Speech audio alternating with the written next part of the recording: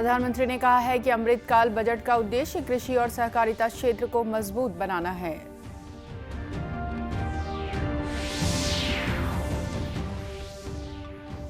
नवा रायपुर में आज से कांग्रेस का राष्ट्रीय महाधिवेशन स्टीयरिंग कमेटी की बैठक के साथ शुरू। राष्ट्रीय अध्यक्ष ने कहा कि जनता से जुड़े मुद्दों पर रखें बात।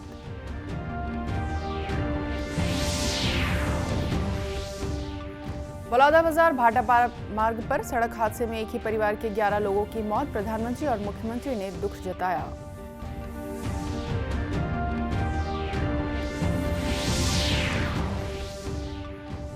और G20 बैठकों के तहत यूथ 20 परामर्श कार्यक्रम का आयोजन कल से रायपुर में। शांति, सुलह, पर्यावरण और युवाओं की लोकतंत्र में भागीदारी जैसे मुद्दों पर होगी चर्चा।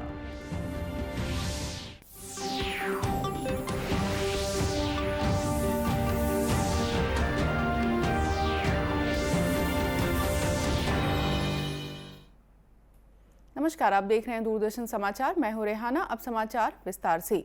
प्रधानमंत्री नरेंद्र मोदी ने कहा है कि अमृतकाल बजट का उद्देश्य कृषि और सहकारिता क्षेत्र को मजबूत बनाना है। आज कृषि और सहकारिता पर पोस्ट बजट वेबिनार को संबोधित करते हुए प्रधानमंत्री ने कहा कि न केवल हमारे किसानों ने देश को खाद्यान्न में आत्मनिर्भर बनाया है, बल्कि देश को खाद्यान्न निर्यात करने में भी सक्षम बनाया है।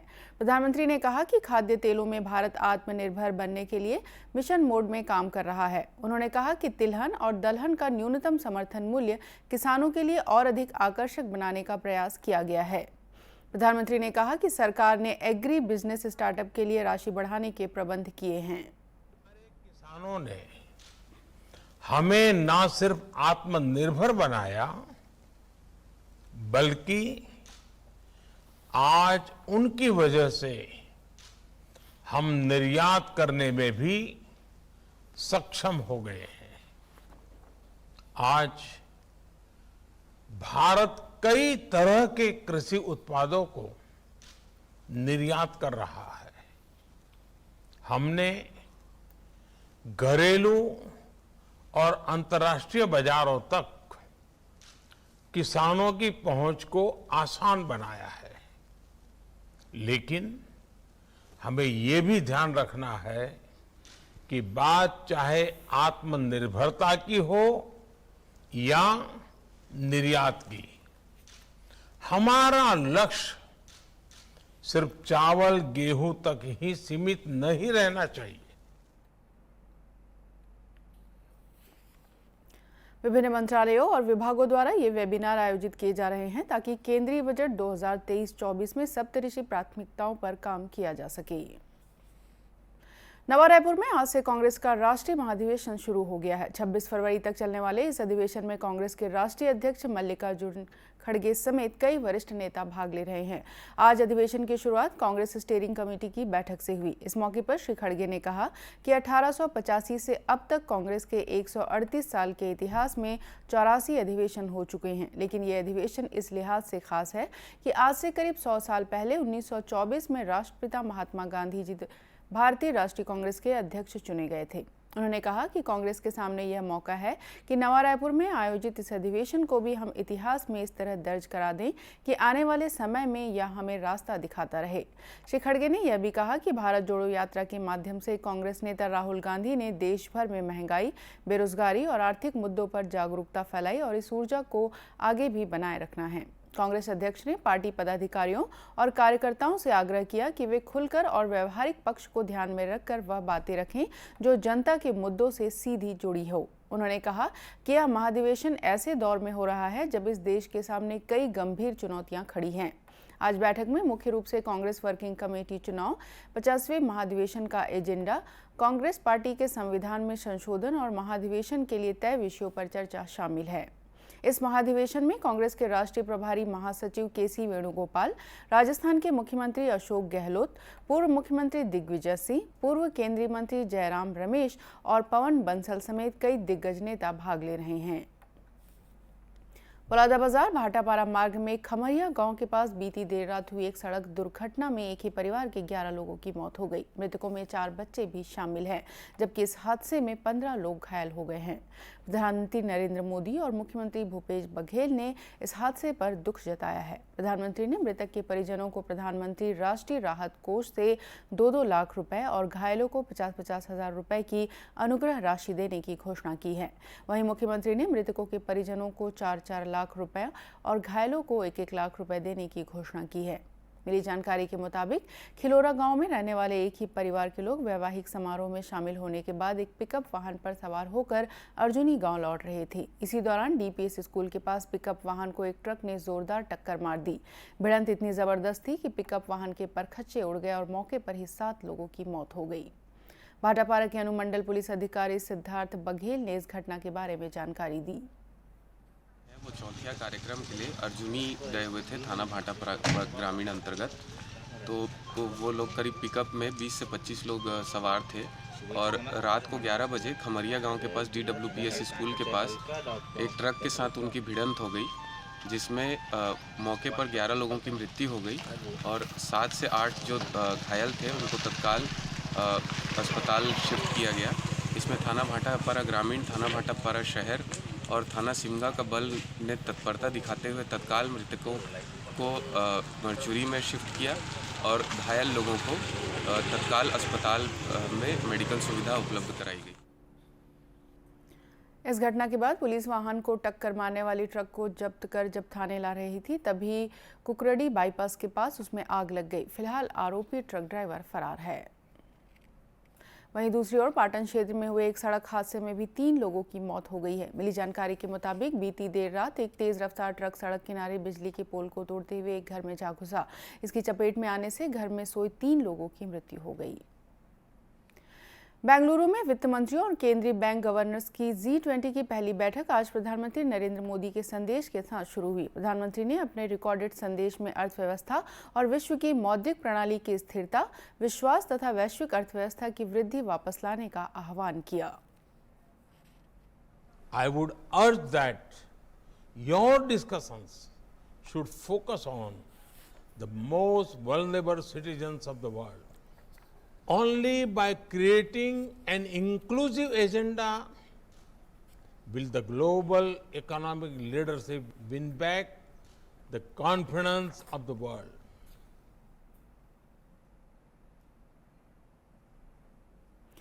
बैठक में केंद्रीय वित्त मंत्री निर्मला सीतारमण ने अपने संबोधन में जरूरी चुनौतियों पर फोकस करने और पूर्ण समाधान निकालने की आवश्यकता को रेखांकित किया। Will focus on exploring holistic solutions to the most pressing global challenges. The G20 can transform lives around the globe by leveraging the complementary strengths of its members while respecting country needs and circumstances. It can be a global prime mover and the incubator of new ideas, a force for collective good, and a forum to listen to the voices of the global south. Bengaluru में चल रही 2 दिवस की बैठक में G20 सदस्य देशों से आमंत्रित व्यक्ति और अंतर्राष्ट्रीय संगठनों के करीब 500 प्रतिनिधि भाग ले रहे हैं।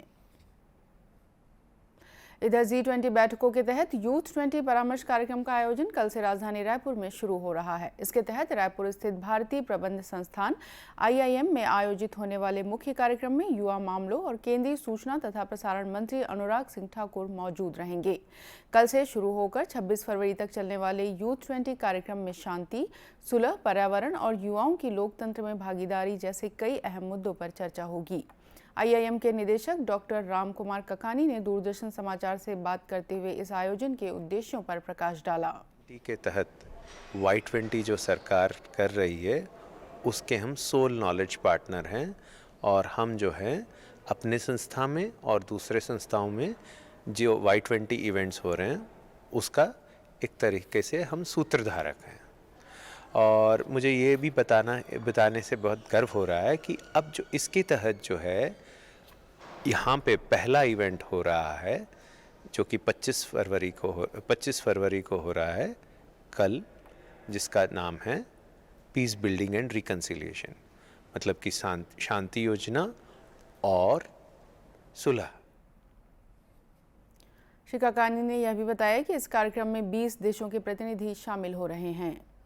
करीब 20 देशों से जो है डेलीगेट्स आ रहे हैं, ये जो कल जो इवेंट हो रहा है इसमें, और ये देश जो है, और स्पीकर्स भी आ रहे हैं। स्पीकर्स भी आ रहे हैं कौन से देश से, जैसे फ्रांस, जापान, यूनाइटेड स्टेट्स और नाइजीरिया, युगांडा, इंडोनेशिया, तो सारे देशों से आ रहे हैं लोग। रायपुर के भारतीय प्रबंध संस्था में कल से G20 के तहत Y20 का आयोजन किया जा रहा है। इसका थीम है शांति और सुलह। इस पर कल विविध सत्र में चर्चा होगी। राष्ट्रीय और अंतर्राष्ट्रीय स्तर के प्रतिनिधि इसमें शामिल होंगे और केंद्रीय युवा कल्याण मंत्री श्री अनुराग ठाकुर इसमें युवाओं से बातचीत करेंगे। DD न्यूज़ के लिए मनोज सोनोने, रायपुर। इन दिनों भारतीय जनता पार्टी द्वारा राज्य में मोर आवास मोर अधिकार अभियान चलाया जा रहा है। इसके तहत भाजपा कार्यकर्ताओं ने सक्ती जिले के मालखरौदा ब्लॉक के पोता गांव स्थित जगमहन गांव में विरोध प्रदर्शन किया। साथ ही प्रदर्शनकारियों ने पदयात्रा निकालकर स्थानीय विधायक के निवास स्थान का घेराव भी किया। इस दौरान जब पुलिस ने बैरिकेड्स लगाकर भाजपा कार्यकर्ताओं को रोकने की कोशिश की तब हल्की झूमाझटकी भी हुई।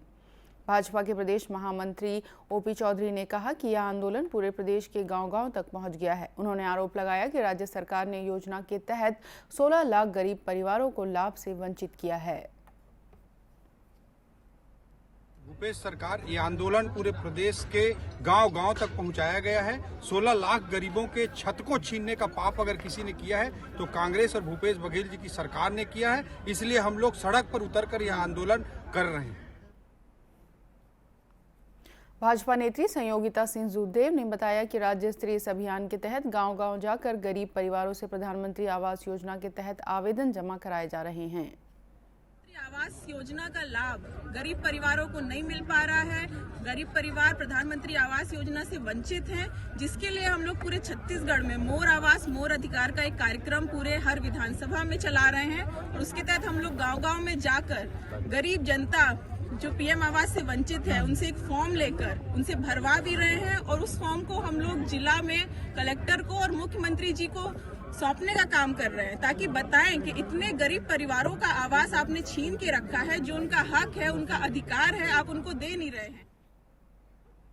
इस आंदोलन में भाजपा के जनप्रतिनिधि और पदाधिकारी शामिल हुए। राजनांदगांव जिले के किसानों को धान के साथ साथ नकदी फसल के रूप में गन्ने की खेती को अपनाने के लिए प्रोत्साहित किया जाएगा। इसके लिए जिला सहकारी केंद्रीय बैंक किसानों को कम ब्याज दर पर कर्ज देगी। जिला सहकारी केंद्रीय बैंक के अध्यक्ष नवाज खान ने राजनांदगांव में एक प्रेस वार्ता में बताया कि किसानों को गन्ने की खेती के लिए प्रोत्साहित करने के साथ ही गुड़ की फैक्ट्री लगाने के लिए कम ब्याज दर पर कर्ज दिया जाएगा। आप उसको एक लाइन दे दीजिए। अगर हमने उसको लाभ हानि का गणित दिखाया, अगर हमने कहा कि भाई गन्ने किसान लाभान्वित हैं, तो निश्चित रूप से किसान हमेशा लाभ की तरफ जाएगा और अपने आप को समृद्ध करने के लिए वो कोई कमी नहीं छोड़ेगा। श्री खान ने बताया कि इस सिलसिले में वे स्थानीय किसानों के साथ चर्चा कर उन्हें गन्ने की खेती और गुड़ का कारखाना लगाने से होने वाली अतिरिक्त आमदनी की जानकारी दे रहे हैं। भारतीय थल सेना की ओर से आयोजित सोल्जर तकनीकी नर्सिंग असिस्टेंट और नर्सिंग असिस्टेंट वेट की लिखित परीक्षा परसों 26 फरवरी को ली जाएगी। यह परीक्षा नवा रायपुर के परसदा स्थित अंतर्राष्ट्रीय क्रिकेट स्टेडियम के पास आर्मी रिक्रूटमेंट ऑफिस में आयोजित होगी। लिखित परीक्षा में शामिल होने के लिए आवेदक अपने साथ थल सेना द्वारा जारी प्रवेश पत्र, बॉल पॉइंट पेन और पेंसिल के साथ आधार जैसे पहचान पत्र लेकर पहुंचे। इस परीक्षा के लिए आवेदकों के लिए परीक्षा स्थल पर 26 तारीख को सुबह 4 बजे तक पहुंचना जरूरी है। दूरदर्शन केंद्र रायपुर से प्रसारित होने वाले प्रादेशिक समाचार को आप YouTube पर भी देख सकते हैं। हमारे YouTube channel Chhattisgarh DD news प्रादेशिक समाचार पर उपलब्ध रहेगा। YouTube चैनल का लिंक और QR कोड आप स्क्रीन पर देख सकते हैं। अपने एंड्रॉइड फ़ोन से QR कोड स्कैन कर आप छत्तीसगढ़ DD न्यूज़ लिंक पर जा सकते हैं। इसके अलावा छत्तीसगढ़ DD न्यूज़ फेसबुक और ट्विटर पर भी उपलब्ध है। और अंत में मुख्य समाचार एक बार फिर। प्रधानमंत्री ने कहा है कि अमृतकाल बजट का उद्देश्य कृषि और सहकारिता क्षेत्र को मजबूत बनाना है।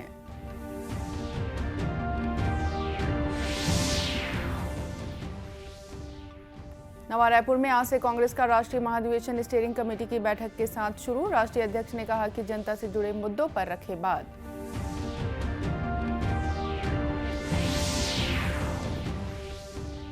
बलौदाबाजार भाटापारा मार्ग पर सड़क हादसे में एक ही परिवार के 11 लोगों की मौत। प्रधानमंत्री और मुख्यमंत्री ने दुख जताया।